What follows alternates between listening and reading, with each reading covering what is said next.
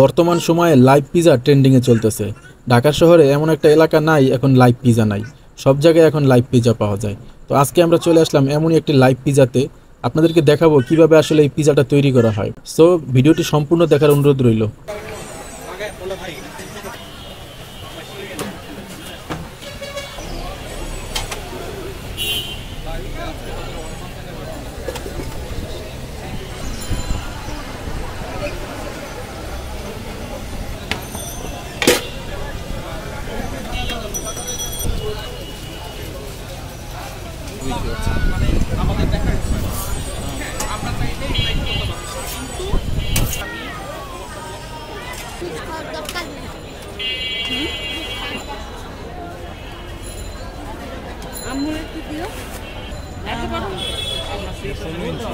নিতে পারেন চিকেন 220 টাকা।